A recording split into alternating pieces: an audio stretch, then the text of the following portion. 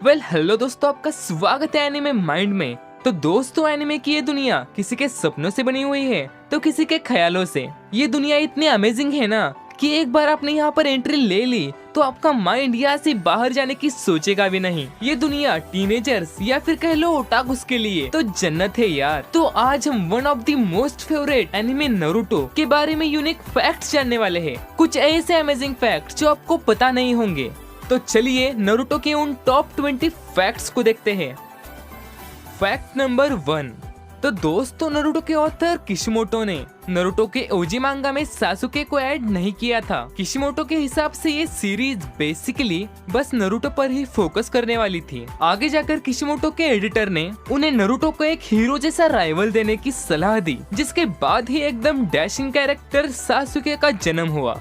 Fact number 2। तो first originally team 7 का design कुछ इस तरह से ओरिजिनली बनाया गया था, लेकिन बाद में उसे इस डिजाइन से रिप्लेस कर दिया गया। Fact number 3। तो दोस्तों, नारुतो सीरीज में हमने हर बार नारुतो को इचिराकु रामेन शॉप में रामेन खाते हुए देखा है। तो दोस्तों, फैक्ट ये है कि इचिराकु रामेन एक रियल लाइफ रामेन शॉप है, जहाँ पर किशिमोटो अपने कॉलेज के दिन में हर रोज रामेन खाने के लिए जाया करते थे। Fact number 4। तो दोस्तों, आपको ह्यूगा क्लैन में चलते आ रही प्रथा के बारे में तो पता ही होगा, जिसमें छोटे भाई की पूरी फैमिली पर सील प्लेस करी जाती है। ये वही सील है जो नेजी के सिर पर भी थी। तो दोस्तों, मांगा के हिसाब से इस सील का आइकॉन मांजी यानी कि स्वस्तिक जैसा था, लेकिन ज्यादातर इंग्लिश कंट्रीज इस सिंबल को हेट करते हैं, जिस वजह से एनिमे में मांजी इस सिंबल को बदलकर क्रॉस सिंबल कर दिया गया।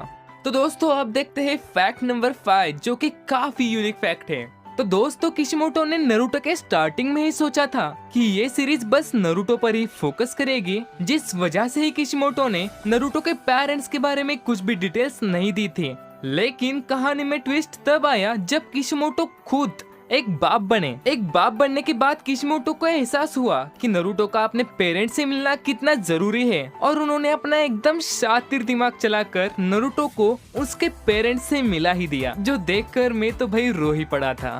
Fact number 6। तो दोस्तों, क्या आपको पता है टीम 7 यानी कि नारुतो की टीम ये फर्स्ट टीम थी जिसने ककाशी का वो टेस्ट पास किया था। उनसे पहले आए सभी टीम्स उस टेस्ट को पास करने में नाकामयाब रहे थे। ये अलग बात है कि नारुतो का इस टेस्ट में बहुत ही बुरा हाल हो गया था। अब देखते हैं फैक्ट नंबर 7। दोस्तों, आज तक नारुतो और बोरुतो ने दोनों मिलकर अराउंड 395 मिलियन मांगा कॉपीज सोल्ड आउट किए हैं, जो कि एक बहुत बड़ा रिकॉर्ड है। Fact number 8। तो दोस्तों, वन पीस के बाद नारुतो सेकंड हाईएस्ट मांगा सेलर है, वो भी ऑल द टाइम। तो दोस्तों, अब देखते हैं फैक्ट नंबर 9, जो कि काफी मजेदार है। तो दोस्तों, आपने नारुतो देखा है तो आपको टेंटेन तो पता ही होगी, वो जो नेजी के आजू बाजू रहा करती थी। एंड हाँ, आपको वो टोंटोन तो याद होगा ही ना, वो सुनाटे का पिग। तो दोस्तों, आपने नोटिस नहीं किया होगा, लेकिन टोंटोन यानी कि वो सुनाटे का पिग, उसका स्क्रीन टाइम टिंटिन से भी ज्यादा है, जिसका मतलब टोंटोन यानी कि एक पिग को भी टिंटिन से ज्यादा बार दिखाया गया है। मतलब ये तो टिंटिन की गजब बेइज्जती हो गई यार। नानी? ओमाए वा मो शिंदेइरु।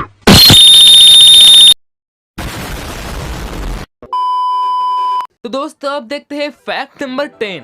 तो यार, आपने जब भी कभी नारुतो सीरीज देखा है या फिर देख रहे हो, तो देखते वक्त एक बात हर बार आपके माइंड में आती होगी कि यार सीरीज के एंड में साकुरा ही नारुतो की वाइफू हो, क्योंकि यार साकुरा के लिए नारुतो का लव था ही इतना अमेजिंग। बट रुको गाइस, रुको, हम अकेले ही ऐसे नहीं हैं जिन्होंने सोचा था कि नारुतो एंड साकुरा के साथ ही होना चाहिए, बल्कि नारुतो के ऑथर मासाशी किशिमोटो की वाइफ, उन्हें विश्वास था कि नारुतो एंड साकुरा के साथ ही होगा। Fact number 11। तो दोस्तों, अकात्सुकी मेंबर काकुजु को हमें जब नारुतो में इंट्रोड्यूस किया गया था यानी कि दिखाया गया था, तब उसकी एज 91 थी, और निंजा वर्ल्ड में काकुजु ही तब का ओल्डेस्ट शिनोबी था। Fact number 12। तो दोस्तों, क्या आपको नारुतो का ब्लड ग्रुप पता है? अगर नहीं तो मैं बताता हूँ। नारुतो का ब्लड ग्रुप है टाइप बी, जो कि एक common and balanced blood group type है। अब देखते हैं फैक्ट नंबर 13। तो दोस्तों, जब कार्टून नेटवर्क ने अमेरिका में नारुतो को एयर करना शुरू किया था, तो दोस्तों लगभग उन्होंने सभी सिगरेट सीन्स और हाँ, सासुके एंड नारुतो का किसिंग सीन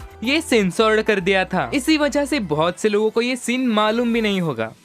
तो दोस्तों अब देखते हैं फैक्ट नंबर 14, जो भी काफी यूनिक सा फैक्ट है। तो दोस्तों नारुतो सीरीज में हमने ओबिटो को लगभग 3 अलग अलग मास्क इस्तेमाल करते हुए देखा है। वो तीनों मास्क अलग अलग चीजों को रिप्रेजेंट करते हैं, जैसे कि फर्स्ट मास्क नाइनटेल गेंजेत्सु को रिप्रेजेंट कराता है, सेकंड मास्क कामुई को रिप्रेजेंट कराता है, तो थर्ड मास्क मुगन सुकोयामी को रिप्रेजेंट कराता है। अब देखते हैं फैक्ट नंबर 15 को। तो दोस्तों जब नारुतो सीरीज एंड हुई थी तो as a tribute One Piece के ऑथर इचिरो ओडा इन्होंने वन पीस के कवर पेज पर नारुतो एंड नाइनटेल फॉक्स को ऐड किया था। हाँ, इसमें नारुतो का फेस नहीं दिखाया गया, बट नारुतो के कपड़े, नाइनटेल फॉक्स और रामेन को हम देख सकते हैं, जिससे हमें पता चलता है कि वो दोनों बहुत बड़े सीरीज के ऑथर्स, एक दूसरे के मेन कंपेटिटर्स, बहुत अच्छे दोस्त भी है। अब ये हो गया नारुतो का वन पीस में रेफरेंस। अब देखते हैं फैक्ट नंबर 16, जिसमें आपको नारुतो में दिखाया गया वन पीस का रेफरेंस पता चलेगा। तो दोस्तों जैसे ही नारुतो खत्म हुआ,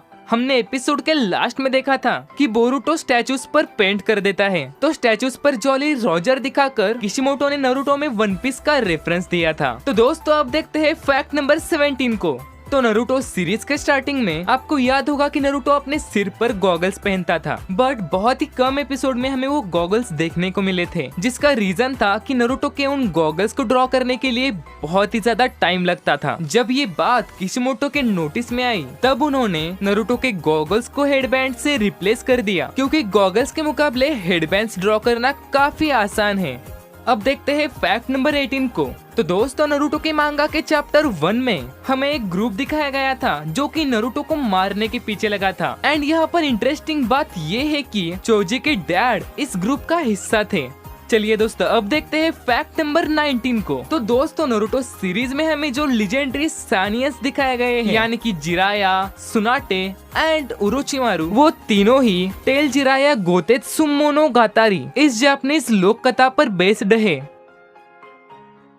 तो दोस्तों अब देखते हैं नारुतो का लास्ट एंड बेस्ट फैक्ट। तो दोस्तों जिन्होंने भी अब तक नारुतो सीरीज को देखा है, लगभग उन सभी के लिए नारुतो एक इंस्पिरेशन बन जाता है। पर दोस्तों आपने कभी सोचा है क्या, नारुतो जो हम सब के लिए एक इंस्पिरेशन है, आखिरकार कौन उसके पीछे का इंस्पिरेशन हो सकता है? तो दोस्तों नारुतो के ऑथर किशिमोटो ने बताया है, नारुतो ये कैरेक्टर बनाते वक्त उनका इंस्पिरेशन था ड्रैगन बॉल का गोकू। गोकू ही वो कैरेक्टर है जिससे नारुतो इंस्पायर्ड है, इसलिए आप वहाँ पर बहुत सारे सिमिलैरिटीज देख सकते हैं, जैसे कि नारुतो और गोकू दोनों भी बहुत ज्यादा खाते हैं और बहुत ज्यादा सोते भी हैं।